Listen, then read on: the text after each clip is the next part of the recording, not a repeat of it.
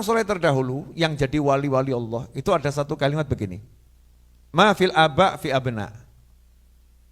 Ma fil aba fi abna. Wasir lam yatahawali. Sirul aba fil abna. Rahasia kewalian seorang wali itu enggak akan pindah kepada yang lain. Jadi murid jangan kurang ajar. Jangan ada murid yang ngomong kewaliannya Pak Yai pindah ke saya. Ini murid kurang ajar. Ini murid yang gagal jadi murid. Tidak ada wali memindahkan kewaliannya kepada muridnya, enggak ada. Murid dikasih makom sendiri, iya. Dimintakan sama gurunya pangkat, iya.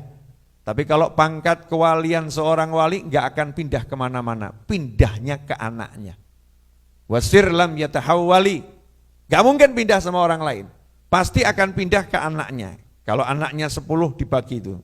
10 itu. Masing-masing dapat rahasia kewalian sendiri. Sampai nanti kalau anak-anaknya itu meninggal semua tinggal satu, maka rahasia kewalian dari saudara-saudaranya akan ngumpul pada yang satu ini. Akan ngumpul pada yang satu ini. Begitu kata orang-orang soleh. Lam yatahawali, enggak akan pindah kemana-mana. Maka diceritakan dulu ketika Syekh Abu Bakar bin Salim. Ya, Syekh Abu Bakar bin Salim ini kakeknya Habib Umar bin Hafid. Semoga Allah panjangkan umurnya dalam segala kebaikan, kenikmatan, ketaatan, keridhaan, dan kita dapat barokah ilmunya dan barokah kewaliannya. Amin Allahumma amin. Itu Syekh Abu Bakar bin Salim ketika meninggal dunia rahimahullah, anak-anaknya itu semua wali. Anak-anaknya semua wali. Nah, terus di antara anak ini pada nanya, yang gantikan tugas ayah siapa? Kan ada yang bertugas gantikan ayahnya terima tamu, ya, ngurusin bagian doa, bagian nolak bala. Loh, ya wali itu kan tugasnya nolak bala dan terima bala. Oh, enak betul tugasnya ya, nolak bala dan terima bala. Wali-wali Allah Ta'ala. Maka nanya anak-anak ini, tidak ada yang kemudian kok berkelahi, nggak ada yang saling iri dengki, nggak ada. Semua ini rapat, anak-anak wali ini datangi ibunya. Ibunya juga waliyah, wali perempuan. Nanya sama ibunya, Bu, di antara anak-anak ibu ini siapa yang gantikan ayah?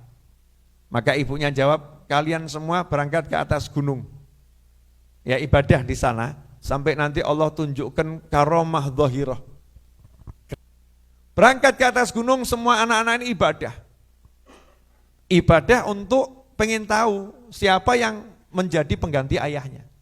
Karena ayahnya tidak ngasih wasiat. Ya, yang gantikan ini enggak. Makanya hasilnya hasil rapat musyawarah. Masih ada ibunya waliyah, ya nanya sama ibunya bagusnya bagaimana. Hasilnya dari semua anak ibadah ini tiba-tiba ada lentera dari langit turun persis di kepalanya Habib Husin bin Syekh Abu Bakar bin Salim. Yang lain noleh langsung ngomong, Kak, kamu yang jadi penerus Bapak. Kami siap tunduk pada perintahmu. Kami siap untuk mengikuti apa petunjukmu. Seia sekata dengan kakaknya. Nah begitu jadi pengganti bapaknya, kadang-kadang ini yang namanya murid ini gak jelas.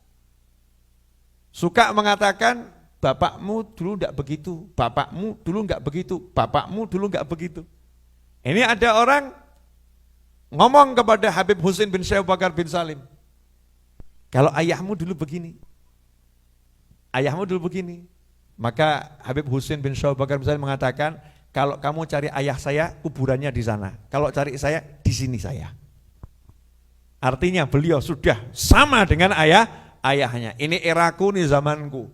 Jadi kalau mau ya sama saya modelnya seperti ini, udah makomnya bapaknya. Nah murid itu harus bisa menempatkan diri. Kalau emang cinta sama gurunya, siapa yang meneruskan gurunya ya ditaati. Meskipun caranya mungkin enggak sama dengan gurunya. Kenapa? Zamannya berbeda. Kondisi zamannya yang dihadapi juga tidak sama. Tapi yang namanya leluhur gak pernah meninggalkan anak keturunannya. Ini mukaddimah saya untuk semua pecintanya Gus Yasin dan kakak-kakaknya.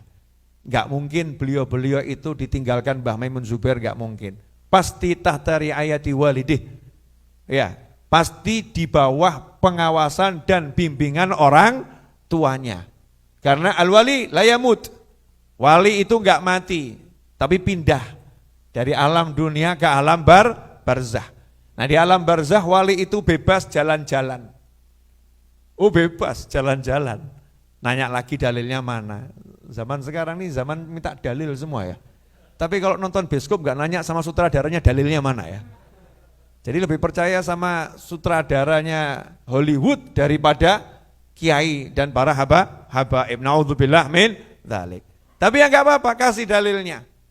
Dalilnya adalah Isra Mi'raj itu sendiri. Ketika Nabi SAW itu Isra Mi'raj, ya ini yang dalil yang paling mudah. Sebetulnya banyak dalilnya. Sampai di Masjidil Aqsa, Rasulullah SAW ketemu dengan ruhnya semua Nabi dan Rasul, dan jasadnya Nabi dan Rasul yang belum meninggal. Kalau Nabi Isa kan belum meninggal, berarti ya ketemu dengan jasad dan ruhnya, bukan hanya dengan ruhnya. Tapi yang lain ketemu ruhnya. Pertanyaannya, ruhnya di mana kok bisa kumpul di Masjidil Aqsa? Ruhnya ada di alam barzah. Bahkan Nabi Muhammad SAW sebelum ke Masjidil Aqsa itu sholat di makamnya, ziarah ke makamnya Nabi Musa alaihissalam. Dan Rasulullah lihat Nabi Musa lagi ibadah di alam kuburnya. Ya, ibadah di alam kuburnya. Setelah itu di Masjidil Aqsa ketemu ada Nabi Musa di situ. Ini menunjukkan kalau para anbiya wal mursalin ruhnya bebas bergerak kemana-mana. Kenapa? Amalnya besar. Jadi modalnya untuk pergi juga bebas. Nah, terus bagaimana dengan wali? Ulama umati ka anbiya bani Israel. Al ulama warathatul anbiya. Ulama umatku seperti nabi-nabi bani Israel. Dan ulama itu pewaris para nabi. Jadi kalau nabi punya mukjizah, ulama punya karamah. Nah, ikhwani rahimakumullah.